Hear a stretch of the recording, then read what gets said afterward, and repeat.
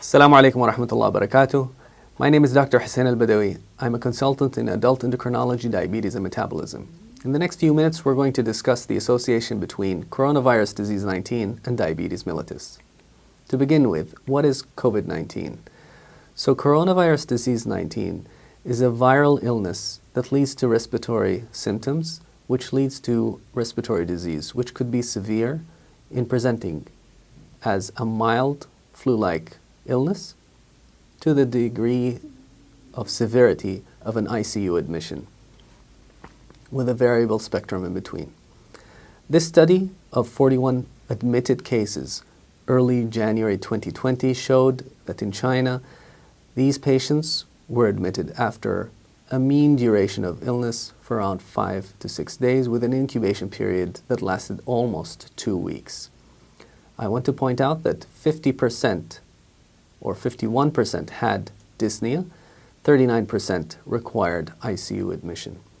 Now, what is the association between diabetes and is there effect of diabetes on COVID-19?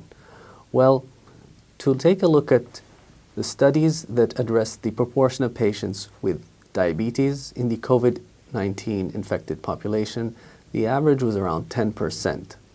Initial studies showed that it was up to 20% among the infected patients, but later studies showed that it averaged around 10%.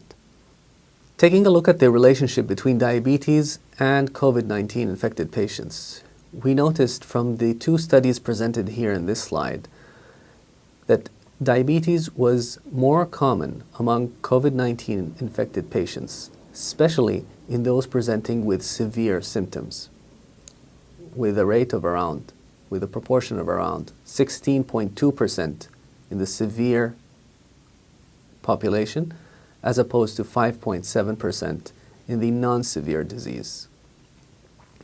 The second study showed that COVID-19 patients with diabetes had a worse prognosis. So the severity of disease reached 34.6% in the diabetic population, meaning many of them required admission to the ICU or the use of mechanical ventilation or even death, as opposed to the non-diabetic population who presented with severe disease at a proportion of 14.3%. In this slide, the diabetes posed a risk factor for COVID-19 progression.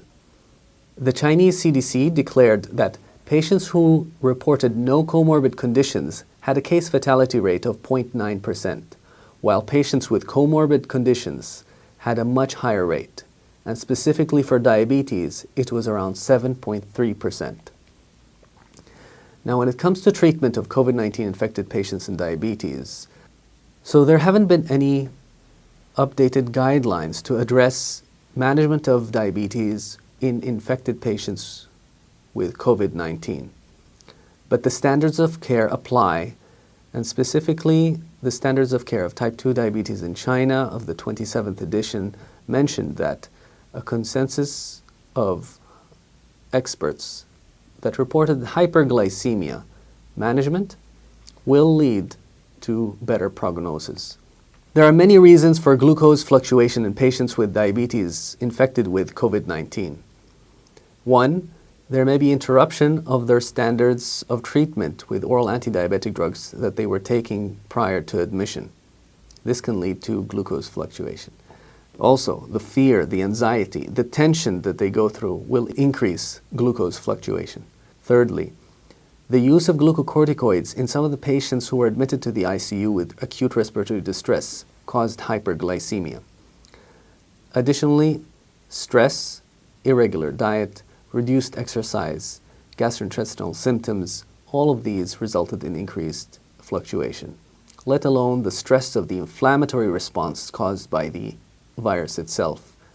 All of these collectively led to hyperglycemia. Managing patients with diabetes who were infected with COVID-19. Therapy depended on the state and severity of the COVID infection. Patients with mild disease did not need to change their oral antidiabetic regimen or insulin regimen. Those with moderate disease may change their regimen if they noted that their appetite has been changed and therefore switching to insulin was the optimal way, specifically in a basal bolus regimen. Those with severe COVID infection who were admitted to the ICU and in critical state were best managed by using continuous insulin infusion. So in summary, we've seen that about 10% of coronavirus infected patients are with diabetes as a comorbidity. It seems that diabetes may not increase the risk of SARS-CoV-2 infection, but may promote the severe progression in COVID-19 patients. Diabetes as a comorbidity is associated with significant increased mortality at 7.3% as opposed to 0.9% for those without diabetes. Diabetes with COVID-19 appeared to show more blood glucose fluctuations, which requires increased monitoring, and insulin IV injection therapy should be the first line of therapy in cases with severe and critical conditions admitted to the ICU. With that, I thank you for your attention.